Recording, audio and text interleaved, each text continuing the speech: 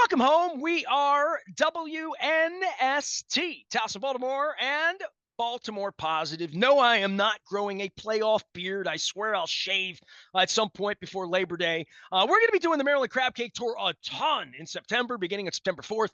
We will be at Coco's in Lauraville with Mark Viviano, the retired ball coach. Mark Viviano will be joining us to talk about kayfabe media.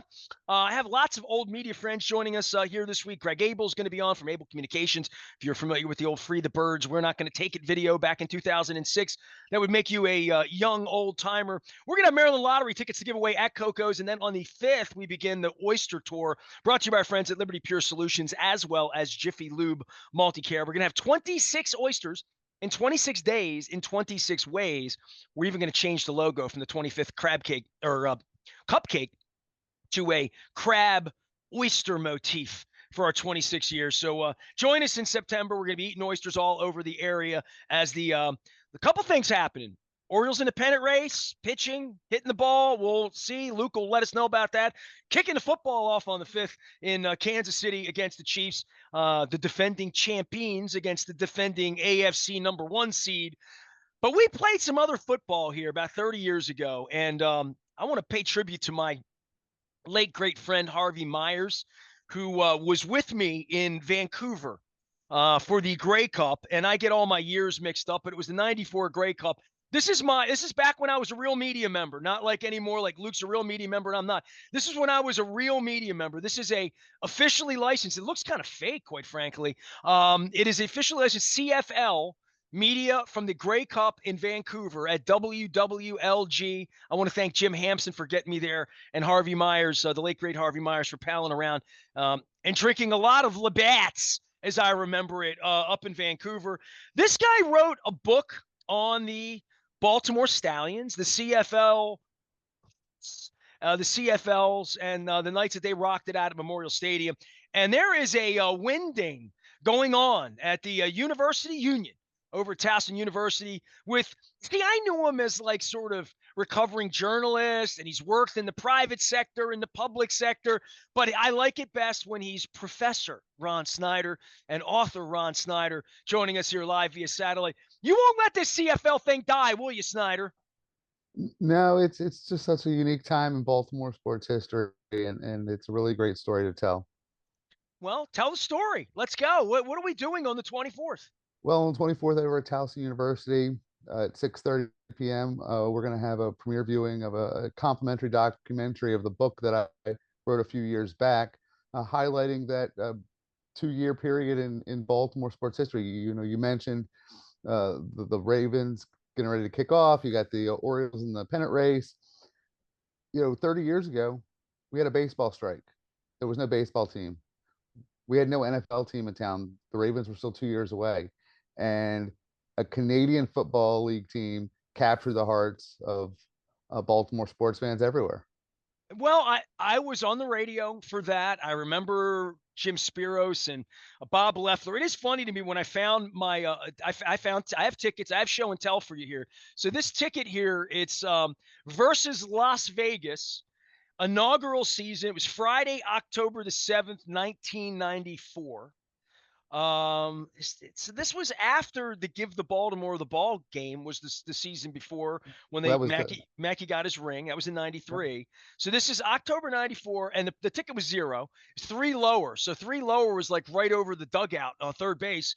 And but Bob Leffler, they were always trying to sell it, put it over. I know Bruce Cunningham's still around, and we've lost Tom Maddie from that period of time. But those players, I know Don Matthews passed away recently. So Pringle, Sharper Danish, the names of the players, Tracy Ham, all of the names of all of them. I remember all of them. And obviously I remember OJ Brigance, who's still with us, being the guy who really was in my studio a lot. OJ used to be sort of the player that would go around town and hang out and talk to me down at the old Lord Baltimore Hotel in 1994.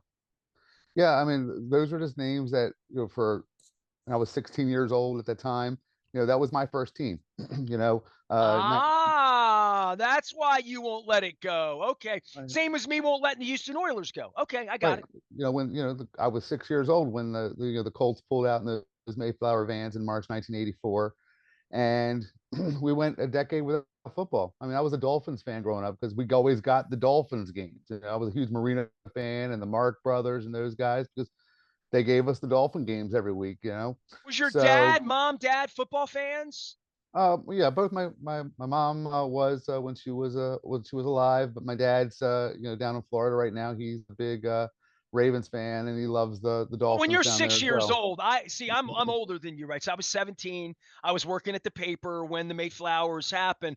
I have a different experience with the Colts. You know, I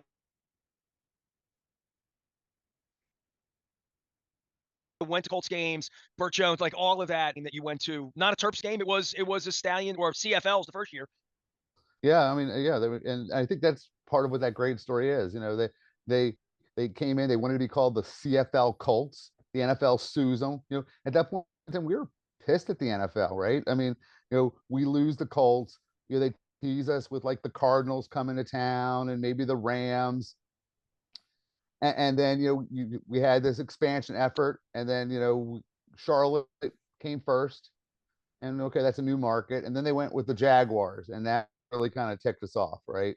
So you I've know, had this Baltimore Colts belt buckle all my life, Ron. I keep it on my belt. I have a lot of belt buckles, but this is an original. It's a 1971 buckle, but I don't remember my life not having this. It came on a black belt when I was a little boy, and I've had it my whole life. And that's sort of the original sin for all of this, right? Like, and for anybody associated with the Ravens who's of the age, you remember what a gift the Ravens were here, right? They came in your adolescence, correct? absolutely. I mean, I was a freshman in college, so I literally went my whole childhood without NFL in town, and the CFL team kind of came in. And again, I'm a sports fan, but I'm also a sports writer, a journalist, a media professor. And when you think about that period in Baltimore sports from 1984 to 1996, it had everything you want from a sports story, right? You have the devastation of losing the Colts. You have the frustration of the NFL turning their backs on us. Then you have this CFL team coming up, Canadian football, right? And this team, all they did was win, right? They come in, they play this weird brand of football that we were unfamiliar with 3 downs and a wider field and 11 players. And they were blue collar, right? These guys weren't making millions of dollars. They loved football, just like the John Mackeys and the Johnny Unitas's and the Tom Maddies. They lived in the community. They were there at the schools. They were there at the bull roast. They they supported the fans, and we supported them. They came on my radio show. Yeah, so I mean, it was a different time, and it's just got all this element. And then they go to the Grey Cup the first year. They win the Grey Cup in '95. In between, right as they're getting ready to go to the Grey Cup, Art Modell famously announces that they're coming with Paris Glendening, that they're coming to Baltimore, and the Browns are going to become the Ravens. They win the Grey Cup. They come home. They have this little brief celebration at the Inner Harbor, and then they're gone. And we never hear from them. Again, they moved to Montreal. It was a sad ending to a team that gave us really everything that we asked of them, right? They were winners. They were in the community. They gave us football after a decade away.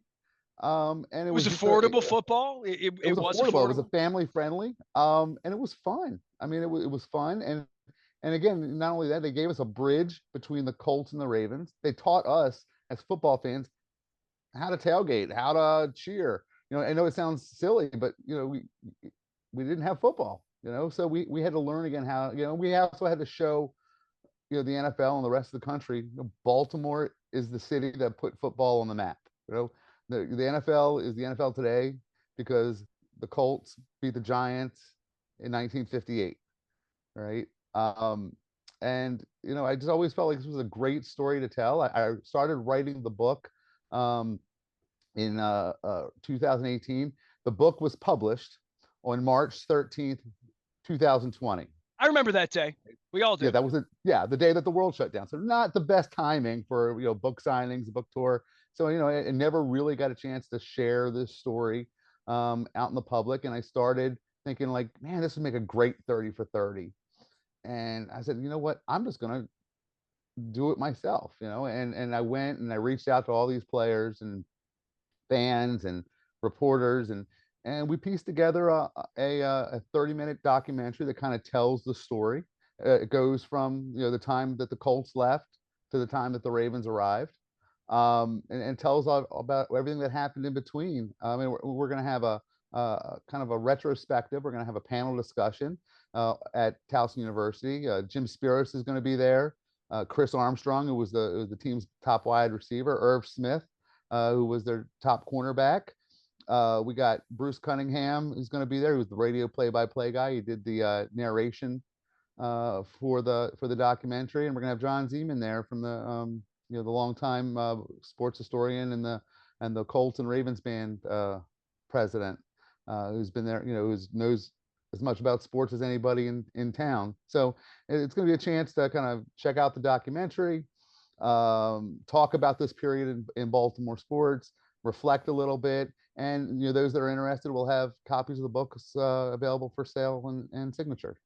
Baltimore Stallions, Charm City's Forgotten Champions. It's going to happen September 24th at 6:30 in the University Union Cinema. That sounds so fancy. Ron Snyder's my guest. He's the author of Baltimore Stallions, The Brief, Brilliant History. That's great. Brief and brilliant, because it kind of was history of the CFL champion franchise. Man, I have my my press box passes here. This is my working media pass. This is back when I was a real media member. And by the way, Mike Gathigan, who I know you know well, piled on right away on my social media. First off, this is his handwriting when he had to handwrite me out because I didn't have like a full pass in 94. But in 95, I graduated to a full. I was a little chunky monkey back in 95. That was a nice sweater, though, back in 95. Big, bad, and blue. So I love, part of them, that was total Bob Loeffler. I promise you that was Bob Loeffler. But people like Mike Gathigan, who I worked with Scott Garcelle and Keith Mills at Channel 2 in 1991, 92. And then he's running this, then he runs Preakness and Pimlico. The alums. Bruce Cunningham went on to, Ravens, Fox 45, Sports, all the years of doing that. Tom Matte went on to call a Super Bowl in Baltimore on the radio, right? And O.J. Brigance, and you talk about these players, they were all trying to make the NFL, right? They were all trying to catch on and be where Warren Moon was at that point. I mean, they had that bright star that in 1994, O.J. Brigance could sit in my studio. They could say, hey, look at what Warren Moon's doing. Like Warren Moon's going to go to the Hall of Fame as a Canadian footballer, and that was about race. And I had John Eisenberg on talking about that about 6 months ago, the other good professor in town. He wrote a great book about quarterbacks. But the league and the way the game was played and the run and shoot and the openness of the game that parts of the NFL were emulating at that point played into how a Tracy Ham could be more like a Lamar Jackson, and also the fact that a Mike Pringle could be more like a Dave Meggett in that NFL world, to be a scat back kind of player, Greg Pruitt, whatever, in that era. But OJ went on to play in the NFL, to play in Super Bowls, played with the Rams in no Super Bowl, and now has had this incredible disease and has shown himself to be one of the most courageous. They said the Ed Block Courage Award. I mean, rename that OJ, for me. I mean, I've never seen any more courageous. But my friendship with OJ, beginning with this, but OJ's story alone as an intrinsic part of this, being a guy who played in Grey Cups, won championships here, went to Miami and played the NFL for Don Shula, or was it Jimmy Johnson? Man, I don't know. Jimmy Johnson then. Probably Jimmy Johnson. Yeah, and then came back here and won a championship with Brian and has made a life here and has become, for all of the heroes we've had here, whether it's Johnny U or Mo Gaba, anyone you choose to, Michael Phelps, Cal Ripken, whatever. OJ's story is it crosses the lines between not just humanity and health and life and all of that, but these two football teams and the football experience. The fact that OJ was a part of this, and there's a chapter in Purple Rain 1 that I wrote a decade later about him being a champion, and then what his life has represented, all encompassed in, he was a part of all of this. Yeah, oh, absolutely. I mean, and he helped bring football back to Baltimore, and he helped reinvigorate many Baltimore fans, and he was just as amazing as a player, as a for the fans with the Ravens as he was with the Stallions.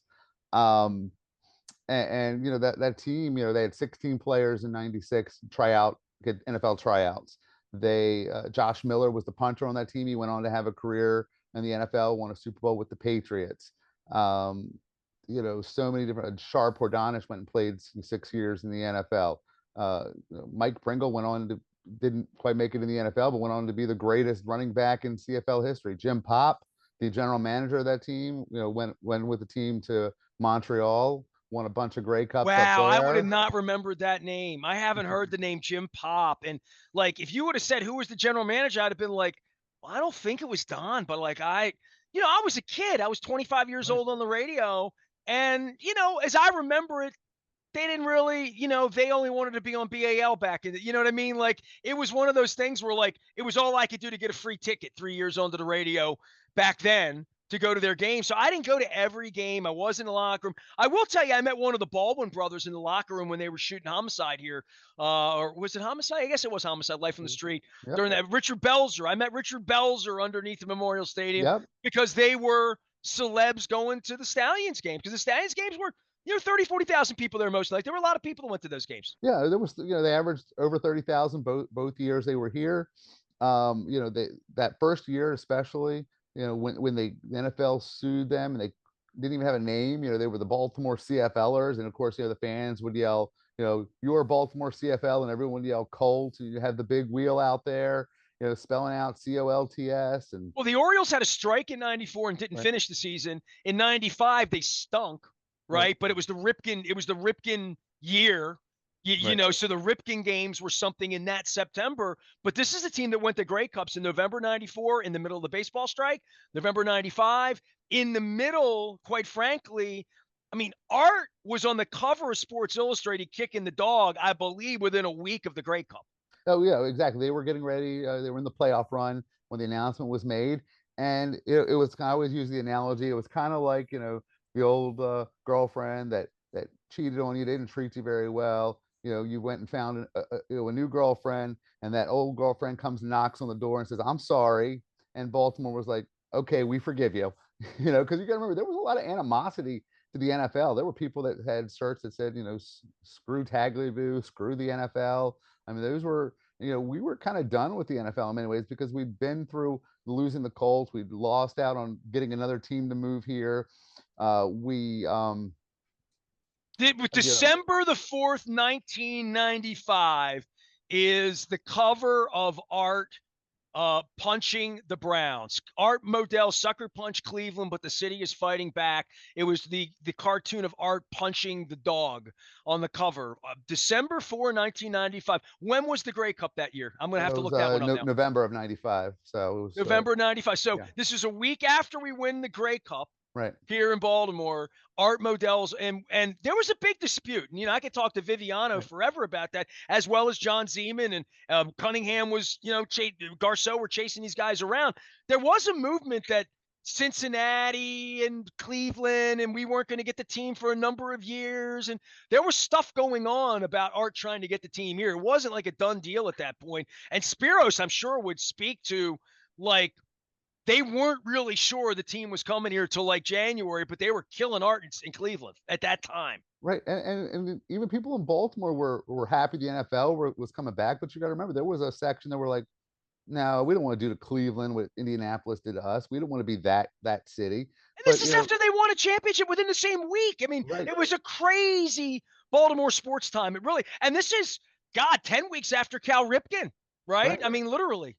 right. And they literally created a bridge for us. You think of the darkness in Baltimore sports prior to the Stallions arriving. We lose the Colts.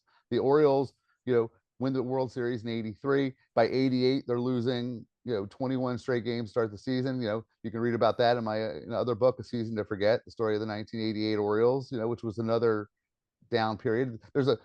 There was a concern that the Orioles were going to leave and go to DC before Camden Yards came around, and then Governor Schaefer and the legislation, got the stadium at Camden Yards. They kept the funding, through the lottery for a stadium, for a football stadium, which was that funding for that stadium, which was eventually led Art Modell to come to Baltimore. Yeah, and the whole history of Camden Yards and the $1.2 billion that we put in there.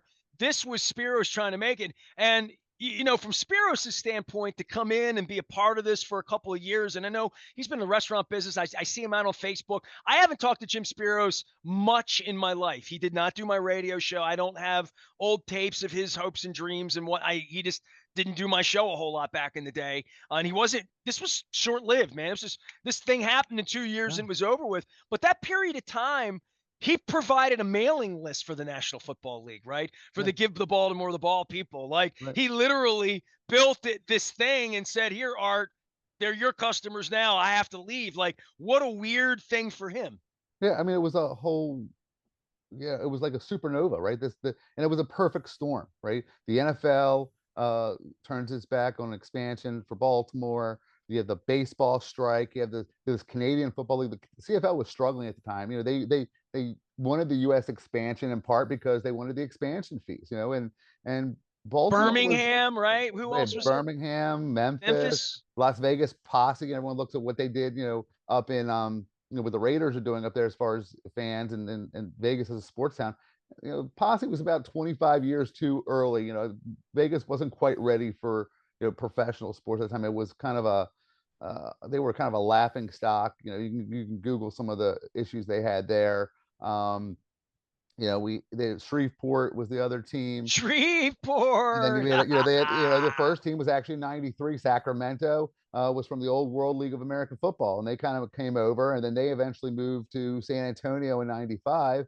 And when the Stallions were kind of done, it was kind of the domino that kind of said, if it's not going to work in Baltimore, it's not going to work anywhere. And the CFL, called it the U.S. experiment, and it ended after 95.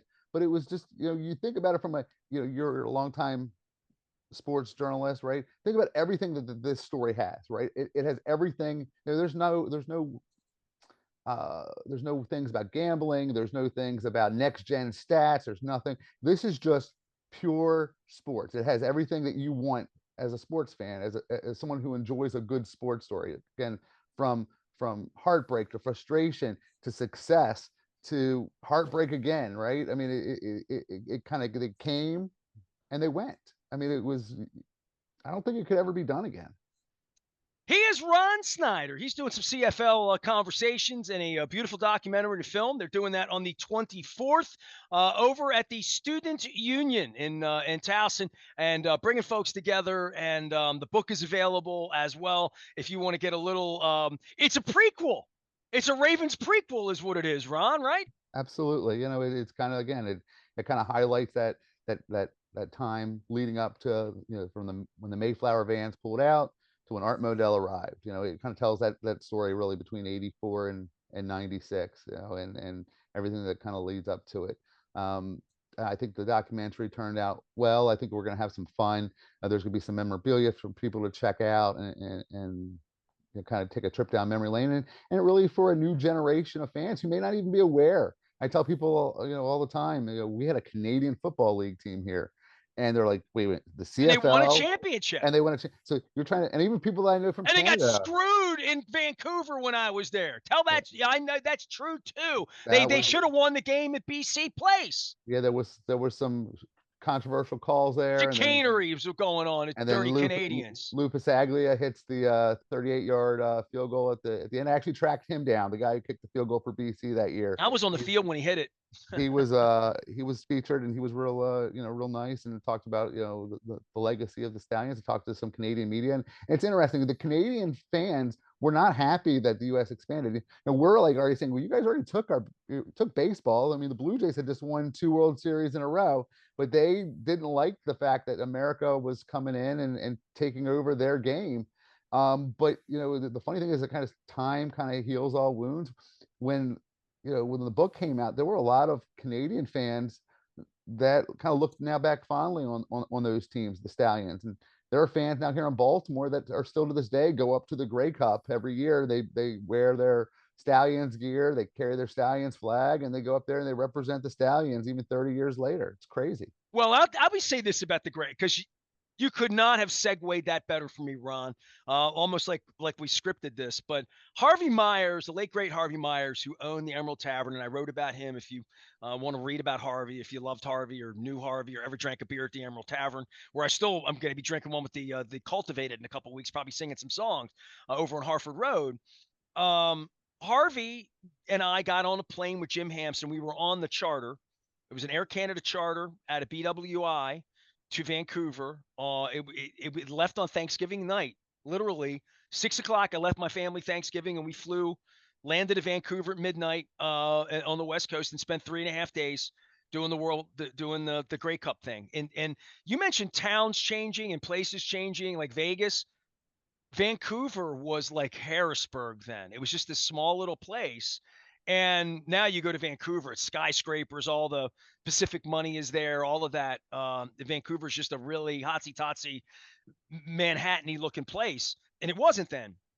And Harvey and I walked the streets, and the Grey Cup, every hotel had a headquarters. So the Saskatchewan Rough Riders were here, and the other Rough Riders were over there, and the Ottawas were over there, and the and the Toronto Argonauts people were over there, and we went hotel to hotel, Weston here, and the Royal York there, and whatever, and you collected pins, and everybody gave pins, and these are like, let's start with this. Geddy Lee's Canadian. Canadian people are good people, as I pointed out with Stephen Page earlier this month from Bare Naked Ladies. Good people, Canadian people. My man Barry Trotz. So between my hockey background and the rock and roll background, and Canadian people are nice people, the way we should be. So anyway, walking around, there's all these Canadian people, and they're all nice. And they invite you in. Hey, we got brought some food from Saskatchewan. We have some elk. Would you like some toasted elk? Would you like some, so we just went around, and Harvey's like, hey, so it was a fan celebration. And Ron, I've been to 27 Super Bowls, the big one. And even going back then, I had been to Super Bowl then. I had been to Minneapolis and had seen the fan experience as it grew from them just throwing a fan experience into a convention center into it being this week-long extravaganza and every iteration of media day and parties and all of that. The Grey Cup was legit. It was legit fan to fan, not corporately bought off in any overt way. It was you said that the Stallions taught you how to tailgate, how to be a fan. That was one of the great authentic fan experiences I ever had, was walking around Vancouver with my friend Harvey. Yeah, I mean, it sounds like a fun experience, and that's what I think of when I look at his pass. I wish I had more pictures from that week, Ron. Yeah, I mean, it was the time before cell phones and things like that. I actually, I think what makes the documentary kind of fun is that most of the images utilized outside of interviews in this were from historical pictures, and a lot the fans sent me. They said, "Oh my gosh, you're gonna tell the story? I have this picture. I have this picture. I have these pictures from the games," and it really kind of gives it a genuine blue collar feel to it. Well, I'm sending a note to Greg Landry right now from Blue Rock Productions and Tassin Transfers, who did my documentary. He is Harvey's son-in-law. He's married to Harvey's daughter. And I'm texting him right now. I'm like, you find Harvey's pictures from Vancouver. I damn well better get them, because we met a lot of girls that week, me and Harv. We had a good time, and I did not go to Regina, right? And I didn't, because the NFL was coming here. Like, it was right after Cal Ripken. It was like you couldn't get to Regina. You know what I mean? It wasn't like nonstop flight to Regina, Saskatchewan. And apparently it was like 20 below and 50 mile. That was a horrific day that they won the Grey Cup. 50-mile-an-hour winds. There was even concern whether they were going to be able to play the game. And again, it was an ice bowl. It was a true ice bowl, right? And it was like Baltimore flipped the switch, right? The minute that the NFL said they were coming back, they were forgotten. The Stallions were relegated to inside the paper. If you go back and look at the Sun papers from 94, 95, which I did a lot of, just to kind of see what the coverage was like, it was just like Ravens breakdown. There was special sections and position by position breakdowns and columnists and, just everything that you would expect from an NFL coverage of a major metropolitan paper was given to the CFL. I mean, they were treated like the Ravens are now. I mean, but again, as soon as the Ravens came, there was just wasn't enough room in Baltimore for a Canadian Football League team and a NFL team, and you know they gave us everything we asked for, and again they went to Montreal, and the top team in the CFL right now is the Alouettes. They were able to come back about 10 years ago. They had a reunion here at Towson University. They all kind of came together. But that the fans have not really had a chance to kind of get together since then. And I'm hoping, again, I'm hoping some fans from that era come out, and I'm hoping, some fans of the current Ravens come out and just kind of see what we have, appreciate what we have. Because there was a time we weren't sure we were going to have anything. We questioned whether we were even going to be a professional sports town, and the Stallions kind of gave us that opportunity again. Well, this has been a little reservoir of memories for me. I found a tape a couple years ago when I'm looking through all my crap, and I mean a tape, a cassette tape of Irv Cross in my studio when the CFL was coming to town. He was an early investor and very involved in it. And dude, Irv Cross, NFL Today with, Phyllis George and Brent Musburger sitting in I mean, Irv Cross sat in my studio for 2 hours telling me stories about football and CFL, and was eloquent and a wonderful man. And so I have these stories because I'm trying to think of how the Stallions enriched my life. Here, I'll give you the last story, and then I want to talk to you about journalism and what you do. Ron Snyder's over at Towson University. He's a prof. He's a former journalist, recovering, also working in the other sectors of life, but also teaches young people about journalism, and has this incredible. He also writes good wrestling books too. I'll let him promote that the next time. Talk about local wrestling and Gorgeous George and all that good stuff, and Bruno Sammartino and Billy Graham's feet on the ropes now, and they're both gone. But I would just say, I think on the Grey Cup, I went back to Vancouver and I saw you too about 10 years ago. I flew out there and I went to BC Place, which is where I was for this Grey Cup and this wearing this past that day. And it's weird. All the football and the field goal and how pissed everybody was in the locker room. They felt like they had, they felt like they got jobbed. I mean, all the Stallions players felt that way. I was in the locker room after the game with that. And but all I remember that day, and this speaks to my rock and roll heart, Ron, you'll appreciate this, is the halftime entertainment was Tom Cochran and Red Ryder doing Lunatic Fringe and Life is a Highway. So all I could remember when I was in there, I was in the dome to see you too, and I'm all geared up. I'm like, what do I remember about being here? I remember Tom Cochran, the great Canadian, singing Life is a Highway. So get on out on the 24th. Support Ron and his work. It's over to Towson Union. Video, Bruce Cunningham, players, symposium, all that good stuff. Autographs. I like all that. You're a professor job at Tell me what you do on that side, because I have young people reach to me all the time. And as a band journalist, as someone that put my whole life into this, and now I've had my name sort of run through the mud by the Orioles and the Ravens is not professional enough. Can't, whatever the word on the street is about me. When people come to me, I say, I think journalism's dead. And it's terrible, because I think sports journalism, because you really work at the pleasure of the owners. Otherwise, you're me, you get thrown out. And I find that to be very unfortunate. It's transitioning. It's definitely different than, I came up as a newspaper reporter. I always have concerns about newspapers because they're the ones that have the boots on the ground. TV does a lot of great stuff, but typically, the new local reporters, the newspaper reporters, the ones that are at the zoning board meetings, they're the ones that are at the Board of Education meetings every week, not just when there's a big issue. They're the ones that are telling you the things at that hyper local level. And there are some great reporters still in town, and the Banner is doing a lot of great work. I have a lot of friends that I came up with that are at the Banner. The Sun is still has some good reporters, but it's transitioning. And Well, when journalists compete, in the old days, you won. I don't know that that's really the case anymore, given that the line between what is journalism and what is lobbying, quite frankly, on behalf of whatever your cause or issue or belief is, that is it's blurry for all Americans. Yeah, I mean, the big concern out there from a journalistic perspective is that there's so much information out there, which is the best thing and the worst thing, right?